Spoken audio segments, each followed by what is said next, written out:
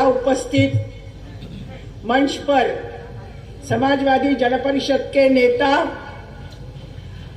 साथी कमलदा, जो समता केंद्र के भी अध्यक्ष है, समाजवादी जन परिषद के संगठन मंत्री साथी अफलातून भाई, हमारे महामंत्री साथी लिंगराज भाई, अभी अभी आपके सामने जिन्होंने बात रखी वो बिहार के साथी समाजवादी जन परिषद के नेता साथी नीरज भाई, यहाँ संचालन कर रहे हैं साथी रंजीत, और भाइयों और बहनों, आप सबको मेरा प्यार भरा नमस्कार। आज कैसे हम यहाँ आए हैं जटेश्वर में समता केंद्र में, ये तो वाजिब है कि हम सबके दिल में दिमाग में जुगलदा की याद है। जुगलदा जो उज्जास के नेता थे, जुगलदा जो समाजवादी जन परिषद के संस्थापक अध्यक्ष थे, जुगलदा जो जिन्होंने आपने पूरी जिंदगी में एक सपना देखा था, वो समता का सपना था, और उस सपने को आज 25 साल हो गए हैं। इस रजत जयंती के ऊपर ये जो हम सब इकट्ठा आए हैं, हम सबको समाजवादी जन परिषद की अध्यक्षता के नाते मैं शुभकामनाएं देती हूँ। मुझे मालूम है और हमेशा मुझे जिसकी दिक्कत लगती है कि इस दुनिया में सबसे कठिन, सबसे मुश्किल क्या है, तो समता का व्यवहार है। इंसान ने इंसान से साथ, एक दूसरे के साथ समता पूर्ण व्यवहार करना, समता के मूल्यों के साथ व्यवहार करना, यह सबसे मुश्किल बात है। समता शब्द का उच्चारण ठीक है, लेकिन समता हम एक दूसरे के साथ किस तरह रहेंगे, यह जो अंतर है, यह अंतर दो तरह का होता है। एक तरह यह अंतर हमारे जाति संस्था के कारण है, एक तरह यह अंतर हमारे पितृसत्ता के कारण है, और तीसरे कारण यहाँ की गरीबी, यहाँ की विषमता हम देख रहे हैं। हमने जब ये समता केंद्र बना यहाँ जलपाईगुड़ी में, जलपाईगुड़ी के या जटेश्वर में, लेकिन मुझे वो सारी चर्चाएं याद है जो हमने समाजवादी जन परिषद की मीटिंग खत्म होने के बाद 2-2, 3-3 घंटे जुगलदा हम सबको साथ लेके बैठते थे, और कमलदा भी थे, रंजीत जब से आए रंजीत भी थे, अशोकदा कभी कभी थे, और ये सत्येन थे। ये सब लोग चाहते थे कि समाजवाद का निर्माण समता के बगैर नहीं होगा। समाजवाद का पहला आधार समता रहेगा, और इसके कारण कुछ न कुछ, जिसका लोहिया ने जिक्र किया था कि पॉलिटिक्स में, राजनीति में कार्यकर्ता को 3 हथियार लेके काम करना है। एक हथियार था जेल, कारावास, तुरुंग। आंदोलन करके, मोर्चाएं निकाल के, लोगों के सवाल लेके कार्यकर्ता को काम करना है, उसको जेल जाना पड़ेगा। परिवर्तन का, समता का एक हथियार है वोट। चुनाव के समय राजनीति में हस्तक्षेप करके जनता के साथ खड़े होकर समाजवाद की निर्मिति के लिए चुनावी राजनीति खड़ी करना, ये एक हथियार है। और डॉक्टर लोहिया ने तीसरा हथियार बताया था कि हमारी एक जिम्मेदारी है समाजवादियों की, कि हम लड़ेंगे लोगों के सवाल के साथ, हम चुनाव भी लड़ेंगे, लेकिन उसी के साथ इस समाज में हम कोई न कोई ऐसा काम पर कार्यकर्ता करे कि जिससे लोकशाही समाजवाद का, डेमोक्रेटिक सोशलिज्म का समता का रूप दुनिया को हम दिखाएंगे। और समाजवादी जन आज साथी सुनील नहीं है, साथी सुनील ने भी जो हमारे नेता थे, वैकल्पिक राजनीति का दर्शन दिखाने वाले चिंतक थे, उन्होंने इस रचनात्मक कार्यक्रम को जोड़ के समाजवादी जन परिषद की राजनीति आगे लेने का हमेशा प्रयास किया। आज वो नहीं है हमारे बीच में। मेरा कहना ये है कि एक मॉरल रिस्पॉन्सिबिलिटी की हैसियत से यह समता केंद्र खड़ा है। और चाहे हम महाराष्ट्र में हैं, कोई बनारस में होगा, कोई बिहार में होगा, लेकिन हम सब समता केंद्र के साथ हैं, समता केंद्र का हिस्सा है। और इस समता केंद्र बनाने में आप लोगों ने जो मेहनत की, मुझे बहुत अच्छा लग रहा है कि 25 साल एक कोई रचनात्मक काम खड़ा करना, चलाना, ये बहुत बड़ी मुश्किल बात है। ये मुश्किल बात आप लोगों ने सफल किया है। उसमें जुगलदा का विचार है, नेतृत्व है, आप सबकी मेहनत है। ललिता जैसी कार्यकर्ता समता आंदोलन से, समता केंद्र के स्थापना से यहाँ काम कर रही है। समता केंद्र बनने से पहले यहाँ से जुड़ी हुई है।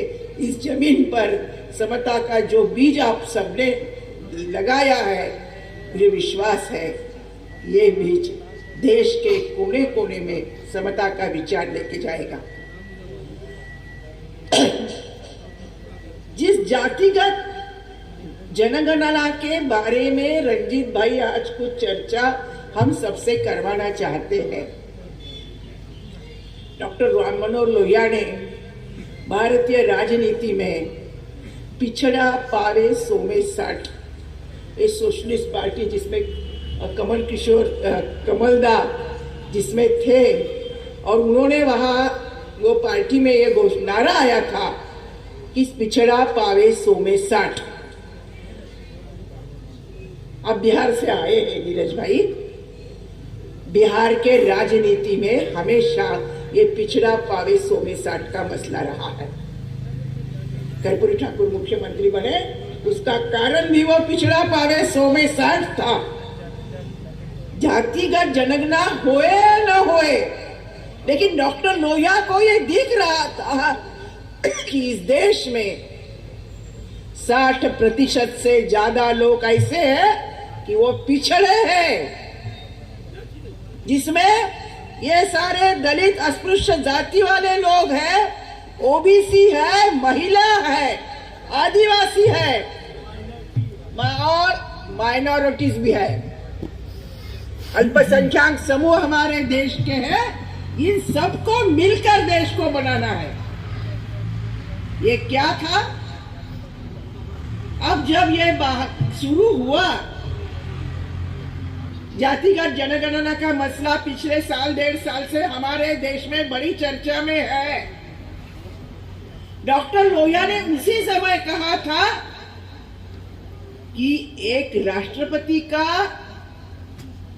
इनकम और एक मजदूर का इनकम, इसमें ज्यादा से ज्यादा 1 रुपए से 10 रुपए तक, बराबर बोल रही हूँ मैं, ये पुराने साथियों ने मुझे कुछ गलती हुई तो बोल देना, 1 से 10 तक का अंतर रखने से ज्यादा नहीं होना चाहिए था। कौन सुनता था समाजवादियों का? नहीं समझ में आया कि इस तरह की आर्थिक विषमता, इस तरफ का एक तरह जो कुछ आज हमारे सामने 84% लोग रोज के 2 वक्त के खाने के लिए मुश्किल है। आज डॉक्टर बाबा साहब अंबेडकर जी का स्मृति दिन है। कुछ कार्यक्रम इसके बाद है। बाबा साहब अंबेडकर हो, डॉक्टर लोहिया हो, महात्मा गांधी हो, इन सब लोगों ने जो सपना देखा था कि देश के विकास होगा, समृद्धि बढ़ेगी, उस समृद्धि का बंटवारा होगा, वो बंटवारा समता के बिना नहीं हो सकता। जातिगत जनगणना उसी का हिस्सा है। किसके पास क्या है? आज जो बाहर आ गया है नीतीश कुमार, साथी नीतीश कुमार जी, जो कभी इस आंदोलन का हिस्सा थे, कभी इधर उधर भटक गए, लेकिन आज एकदम परफेक्ट लाइन पर है। और उन्हें न ये जातिगत जनगणना का निर्णय बिहार में लिया, मसला सुप्रीम कोर्ट तक गया, फिर भी वो डट के रहे और जातिगत जनगणना बिहार में हुई। हम सब लोग नीतीश कुमार को हमें खुले दिल से आज के राजनीति का एक प्रमुख मुद्दा उन्होंने उठाया है, हमें उनको खुले दिल से अभिनंदन करना चाहिए और कहना चाहिए कि आपने एक बहुत बड़ा मसला उठाया है, उसको करके दिखाया है। जो आया, आपने कहा अफलातून भाई, पंडित जवाहरलाल नेहरू ने कहा था आफ्टर इंडिपेंडेंस कि जाति का मसला निकालो। आज राहुल गांधी, उनका पोता, कह रहा है कि जाति गणना होनी चाहिए। ये जो भारतीय राजनीति को सांप्रदायिकता के मुद्दे से हटा के, राम मंदिर के मुद्दे से हटा के, ये जातिगत जनगणना पर लाने का जो प्रयास हो रहा है, ये मुझे लगता है हमारे लिए एक अच्छा मौका है। हमें लोगों को ये बताने के लिए कि जिस तरह यहाँ आज भी पिछड़े जातियों के समूहों को वंचित रहना हो रहा है, उस वंचितता को दूर करने का एक प्रयास जातिगत जनगणना से होगा। मुझे मालूम है कई सारे साथियों ने बात किया है, जो आरक्षण समता के तरफ जाने का रास्ता था, सामाजिक न्याय के तरफ जाने का रास्ता है, उस आरक्षण के पॉलिसी को राष्ट्रीय स्वयंसेवक संघ भारतीय जनता पार्टी ने पूरे बदनाम करके रखा है। आज हर छोटे छोटे समूहों में नफरत पैदा करने का काम इन्हीं लोगों ने किया है। एक जगह बैठ, 1-2 मिनट, आपका क्या प्रॉब्लम है? जो मंडल आयोग के समय हम जब सब मंडल आयोग की बात करते थे, मंडल कमीशन को सपोर्ट की बात करते थे, उन्होंने कमंडल शुरू किया था। और पिछले 1985 से इस देश के राजनीति पे ऐसे एक दायरे पे खड़ा कर दिया है कि उस राजनीति के खिलाफ काम करते समय हमें भी ऐसे कुछ रास्ते ढूंढने पड़ेंगे कि जिस रास्ते में ये जो भारतीय जनता पार्टी और राष्ट्रीय स्वयंसेवक जो फ्यूडल फैसिस्ट विचारसरणी है, फैसिस्ट सोच करने वाली राजनीति है, उनके खिलाफ लोगों को खड़ा करने के लिए ये एक बहुत ही लोगों को दिशा देने वाला, ये एक बहुत ही अच्छा मांग है कि हर राज्य में जाति गणना होनी चाहिए। अपने अपने राज्य पर स्तर पर हमें ये करना चाहिए। कांग्रेस ने नहीं किया, आपने बोला। भारतीय जनता पार्टी का गवर्नमेंट आया 3 बार केंद्र सेंट्रल गवर्नमेंट में, उन्होंने नहीं किया। अरे यहाँ कितने दिन सीपीएम का सरकार गवर्नमेंट था, मार्क्सवादियों का गवर्नमेंट था, जो मार्क्सवादी हमेशा ये आर्थिक समानता की, इकोनॉमिक इक्वेलिटी की बात करते थे, उन्हें कभी भारत का कास्ट सिस्टम समझ में नहीं आया और इसीलिए इतने साल पावर में रहे। फिर भी उन्होंने कभी भी इस मुद्दे को हाथ नहीं लगाया, इस विषय को हाथ नहीं लगाया। और मुझे इसीलिए भी नीतीश कुमार का अभिनंदन करना है कि किए होंगे आपने गलतियां बीजेपी के जाने के लिए, बीजेपी के साथ गए आप, लेकिन आपने आपका जो पिछला पूरा राजनैतिक चरित्र था, राजनैतिक विचार था, जो गांधी लोहिया जयप्रकाश जी के साथ था, वो अपने आगे लिया। और इसीलिए मुझे लगता है पूरे देश भर में हम ये समाजवादी जन परिषद इस मुद्दे को लेके अपने अपने जगह कार्यक्रम करेंगे। कब से आप लोग सुन रहे हैं और इसीलिए आपका आभार मानना चाहिए, धन्यवाद देना चाहिए।